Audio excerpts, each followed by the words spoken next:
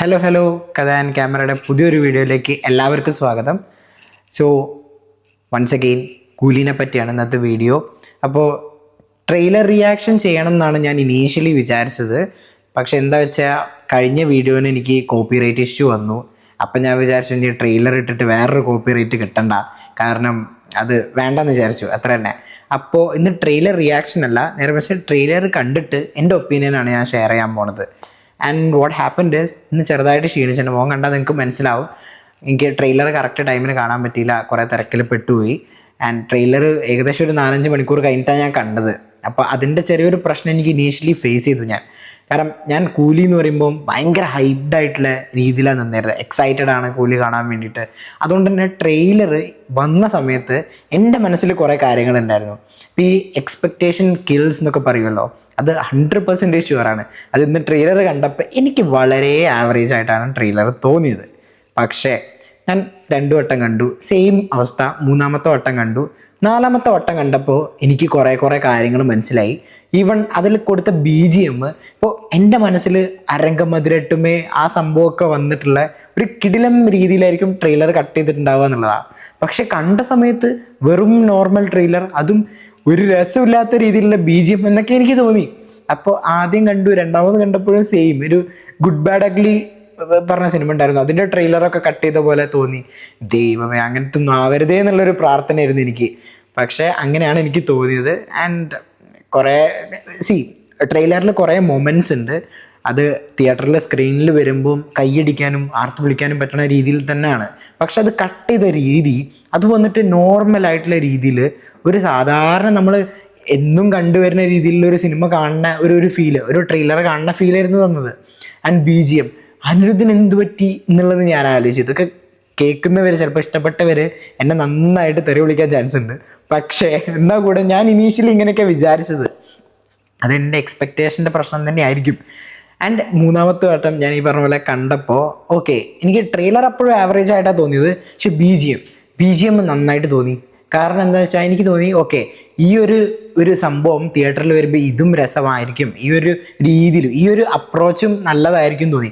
രണ്ടും അരംഗമതിരട്ടമിൻ്റെ ഒരു വേറെ രീതിയിലാണ് ഇവരത്, വേറൊരു അപ്രോച്ചിലാണ് ഇവർ ട്രെയിലർ കൊണ്ടുവന്നിട്ടുള്ളത്. അപ്പോൾ 2 രസമുണ്ട് കേൾക്കാൻ. ഇപ്പോൾ കേട്ട് അത് ശീലമായി. ഇപ്പോൾ മനസ്സിലാ സാധനം ഇങ്ങനെ കിടന്ന് ഈ പറഞ്ഞ പോലെ അത് അനിരുദ്ധിൻ്റെ ഒരു മാജിക് ആട്ടോ. 2-3 വട്ടം കേൾക്കുമ്പോഴാണ് സാധാരണ നമുക്കിങ്ങനെ ഉള്ളിലേക്ക് കയറി വരിക. അങ്ങനെ അതും ഇഷ്ടപ്പെട്ടു തുടങ്ങി.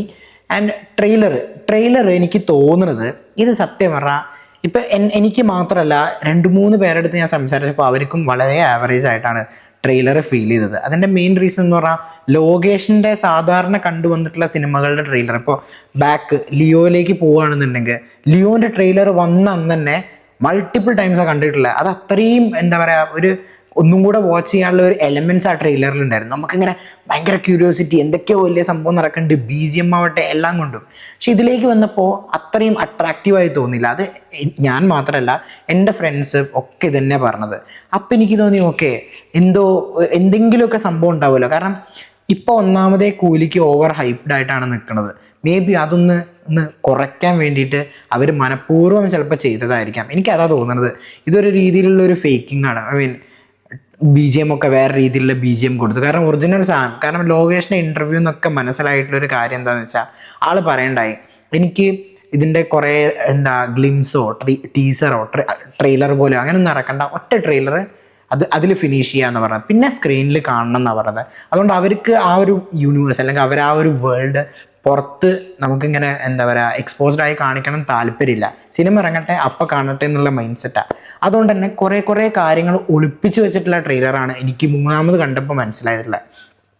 കുഞ്ഞു കാര്യങ്ങൾ എന്തൊക്കെയാണെന്ന് വെച്ച് കഴിഞ്ഞാൽ, ഇതിലിപ്പോൾ കുറച്ച് ക്യാരക്ടേഴ്സ് ഉണ്ട്. എനിക്ക് ട്രെയിലർ കണ്ട സമയത്തെ ഏറ്റവും കൂടുതൽ ഇഷ്ടപ്പെട്ടത് സൗബിൻ്റെ ക്യാരക്ടർ, പിന്നെ വന്നിട്ട് നാഗാർജുന.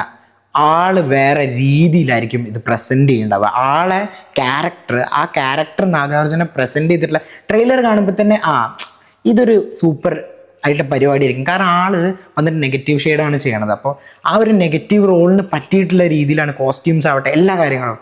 ആൻഡ് സൂപ്പർ സ്റ്റാർ പിന്നെ പറയാല്ല, ആള് വരുമ്പോൾ തന്നെ സ്വാഗാണ്. ആള് വരുമ്പോൾ തന്നെ സ്ക്രീൻ പ്രസൻസ് ഒക്കെ മാസീവാണ്. ആ സിനിമയിലേക്ക് വരുമ്പോഴും ഉണ്ട്. പിന്നെ ഒരു കാര്യം കൂടെ, ഇതിൽ ശ്രുതി ഹസൻ അതേപോലെ സത്യരാജ് ഇവരൊക്കെ ക്യാരക്ടേഴ്സൊക്കെ എല്ലാവരും വന്നു പോകുന്നുണ്ട് ട്രെയിലറിൽ. ആൻഡ് ഒരു ചെറിയ കുഞ്ഞു കാര്യം പറഞ്ഞിട്ട് ഞാൻ അതിലേക്ക് വരാം.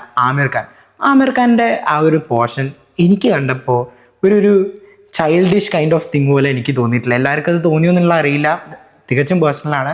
ആൻഡ് എനിക്കത് ഭയങ്കര ആ ഒരു സംഭവം അവിടെ വേണ്ടായിരുന്നു എന്നുള്ളൊരു ഫീല്. സിനിമയിൽ വലിയ സംഭവമായിരിക്കാം, പക്ഷേ ട്രെയിലറിൽ വന്നപ്പോൾ ആമിർ ഖാനെ വെറുതെ എന്തോ കൊണ്ടുവന്നിട്ട് എന്തൊക്കെ കാണിച്ച പോലെ എനിക്ക് തോന്നി. പക്ഷെ ബാക്കിയുള്ളതൊക്കെ ഞാൻ പറഞ്ഞ പോലെ രണ്ടാമതും മൂന്നാമതും കാണുമ്പോൾ ഓരോന്ന് വേറെ രീതിയിലാണ് വന്നത്. ഇപ്പോൾ ഈ പറഞ്ഞ പോലെ സത്യരാജ്, ഈ ശ്രുതി ഹസൻ, ഇവരെ ക്യാരക്ടേഴ്സ്. ഇപ്പോൾ സത്യരാജിൻ്റെ മോളാണ് ശ്രുതി ഹസൻ, നേരെ കുറേ ആ ട്രെയിലർ കണ്ടപ്പോൾ തന്നെ മനസ്സിലായി. അതൊന്ന്. പിന്നെന്ന് പറഞ്ഞാൽ ഈ രജനീകാന്ത് വന്നിട്ട് സത്യരാജിൻ്റെ ഒരു ക്ലോസ് ഫ്രണ്ട് അല്ലെങ്കിൽ അടുത്തറിയണ ആരോ ആണെന്നുള്ളതും ആ ട്രെയിലറിൽ നിന്ന് ക്ലിയർ ആണ്. പിന്നെ അടുത്ത കാര്യം, സൗബിൻ നാഗാർജുന, ഇവർ വേറൊരു എൻറ്റിറ്റി ആയിട്ടാണ്. ഇവർ രണ്ടുപേരും സൂപ്പർ സ്റ്റാറിന് എതിരായിട്ടാണ് നിൽക്കുന്നത് എന്നുള്ളതാണ് ട്രെയിലറിൽ കാണിച്ചത്. ഇത്രയും കുറച്ച് കാര്യങ്ങൾ കാണിച്ചിട്ടേ പോയിട്ടുള്ളൂ ട്രെയിലറിൽ. അതാണ് അതിൻ്റെ ഒരു ബ്യൂട്ടി. കാരണം ഞാൻ ആദ്യമേ പറഞ്ഞു ട്രെയിലർ നോർമലായിരുന്നു, എനിക്ക് ഭയങ്കര ഇതായി തോന്നി എന്നുള്ളത്. പക്ഷെ വേറൊരു പേഴ്സ്പെക്റ്റീവ് നിന്ന് ഞാൻ ചിന്തിച്ചപ്പോൾ ട്രെയിലർ നോർമൽ മതി, എന്നാലേ സിനിമ കാണുമ്പോൾ നമുക്ക് അതിൻ്റെ ഒരു എന്താ പറയുക, ഫുൾ രീതിയിൽ ആ ഒരു എക്സൈറ്റ്മെൻറ്റ് ആ ഫുൾ രീതിയിൽ നമുക്ക് എൻജോയ് ചെയ്യാൻ പറ്റും. അപ്പോൾ നന്നായി ട്രെയിലർ നോർമലാക്കി വെച്ചത്. ആൾക്കാരെ ഒരു രീതിയിൽ ഫേക്ക് ആക്കി, ഓക്കെ ഇത് ഇത്രയേ ഉള്ളൂ, എന്നിട്ട് പോയി കാണുമ്പോൾ കിട്ടുന്ന ഒരു നമുക്ക് കിട്ടുന്ന ഒരു കിക്ക് ഉണ്ടല്ലോ, അത് വേറെ തന്നെ ആയിരിക്കും. ഇത് വീണ്ടും ഞാൻ ഹൈപ്പ് കയറ്റല്ല, ഞാൻ ജസ്റ്റ് പറഞ്ഞു എന്നുള്ളൂ. എൻ്റെ മനസ്സിലിങ്ങനെ വന്നപ്പോൾ ഞാൻ അപ്പോൾ ഇങ്ങനെ പറഞ്ഞു പോവാണെന്നേ ഉള്ളൂ.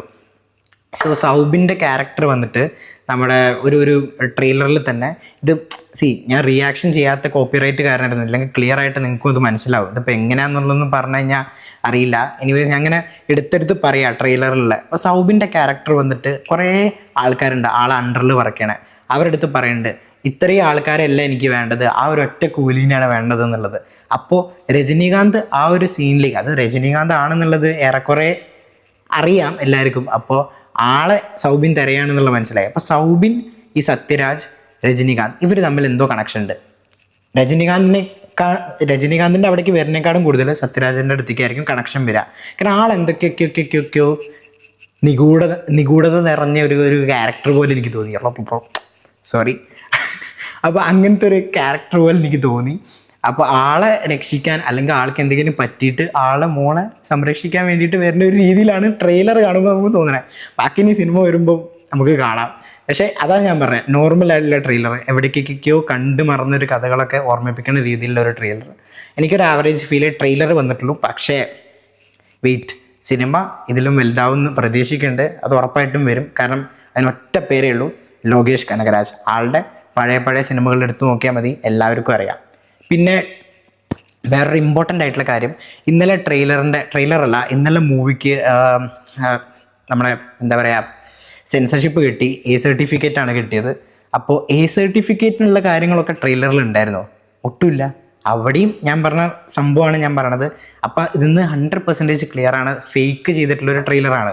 കാരണം ഈ ട്രെയിലറിൽ അതാ പറഞ്ഞത്, ഒന്നും മര്യാദയ്ക്ക് കാണിച്ചിട്ടില്ല. ഫേക്ക് ചെയ്യുക എന്നുള്ളതിനേക്കാളും കുറച്ചും കൂടി ആപ്റ്റായിട്ടുള്ള ഒന്നും മര്യാദയ്ക്ക് കാണിക്കാതെ ആൾക്കാർക്ക് ഒരു പക്ക ഒരു ട്രെയിലറാണ് കട്ട് ചെയ്തത്. അപ്പോൾ ഇത് എൻ്റെ മാത്രം പ്രശ്നമായിരുന്നു, അതാണ് എനിക്ക് പറയാനുള്ളത്. I'm sorry. അപ്പോൾ അത്രയേ ഉള്ളൂ. അപ്പോൾ A സർട്ടിഫിക്കറ്റാണ് കിട്ടിയിട്ടുള്ള. റൺ ടൈം എന്ന് പറയുന്നത് 2 hours 50 minutes ആണ് വരുന്നത്. ഒരു പാക്ഡ് പടമായിരിക്കും. കാരണം കുറേ ക്യാരക്ടേഴ്സ് ഉണ്ട്, കുറേ ആക്ടേഴ്സ് വരുന്നുണ്ട്. അപ്പോൾ കുറേ ക്യാരക്ടേഴ്സ് ബേസിക്കലി.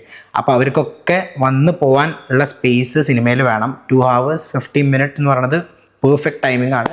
ആൻഡ് എൻജോയ് ചെയ്യാം, ഹാപ്പി ആയിട്ട് നമുക്ക് എക്സൈറ്റഡ് ആയിട്ട്. ഇപ്പം കുറേ വിസിലടിക്കാനും കൈയടിക്കാനും പറ്റിയ മൊമെൻറ്റ്സ് ഉണ്ടെന്നുള്ള ഷുവർ ഷോട്ട്. കാരണം ട്രെയിലറിൻ്റെ ലാസ്റ്റ് സിഗരറ്റ് ഇങ്ങനെ സൈഡിലേക്ക് ആക്കുന്ന ഒരു ഷോട്ട് ഉണ്ടായിരുന്നു, എനിക്ക് ഭയങ്കര ഇഷ്ടപ്പെട്ടു. അതാണ് ആ ട്രെയിലറിൽ എനിക്ക് ഹൈലൈറ്റ് ആയി തോന്നിയത്.